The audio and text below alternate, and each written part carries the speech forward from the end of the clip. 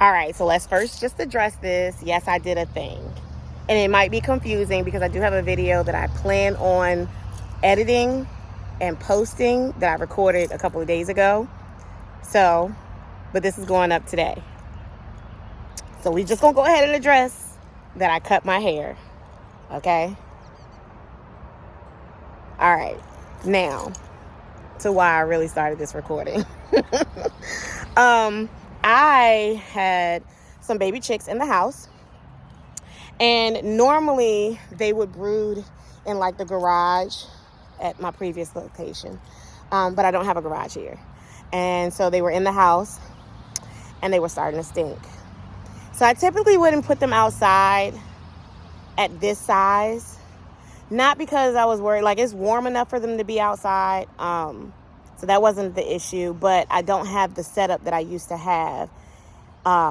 Even like at the size that they are now, they still would be in the garage. But then even when it's time for them to go outside, my old chicken coop, I don't know if any of you have ever watched any of my older videos, it had two sections so I could separate the chickens.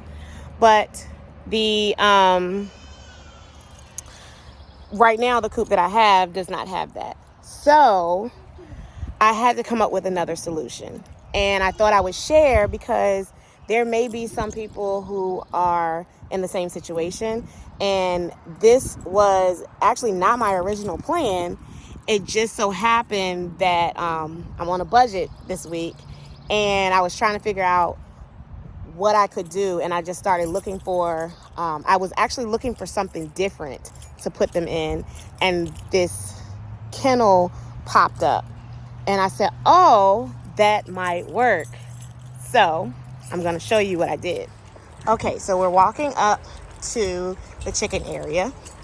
So these are my big chickens, and here are the babies. So ideally, when you are trying to introduce some new chickens to the flock, you want to put them as close to the flock as possible, but not in the same area where the bigger chickens can reach them. So they are in this little dog kennel, which actually the video that I shot, now that I think about it, I might just add it to the end of this, is showing you what I used, and then also what happened when I first put them in here, because as you can see, it has some chicken wire wrapped around it because something funny happened when I first put them in here. So right now, this is where they are. It has a cover, and it actually rained the first night that they were in here, and I was really concerned, so I kept coming out here and checking on them, but this kept them completely dry, so you don't have to worry about the rain. I was concerned because they didn't have a coop to go up into like the other chickens do, but they were very much protected from the rain. And then also I stretched the chicken wire. It kind of wraps a little bit under, so nothing, I don't know if you can see that, so nothing can burrow under there and go and get them. It's wrapped around the entire kennel. So that is my setup for the baby chicks so that they can get their stinking selves out my house. And they are nice and safe. And I think they're actually pretty happy out here. They're eating some grass and they got some fresh air. When they were inside the house, they kept trying to get out of the brooder that I had them in, which is a portable crib or a playpen that had a crib sheet over top of it to keep them from flying out. And they kept trying to get out of there because it was kind of small. It was definitely smaller than this area that they have now. So, one of the twins took their shoes off.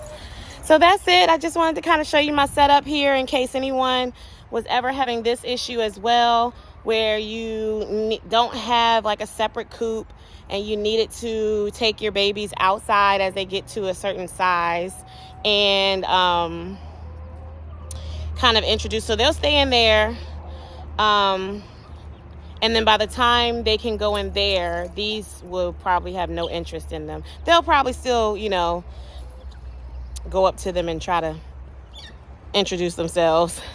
and let them know what the pecking order is. But it won't be the same as if I was to just stick them in there. Now, if I had a broody hen that hatched their own chickens, I would still put them in a separate space before introducing them to the rest of the flock.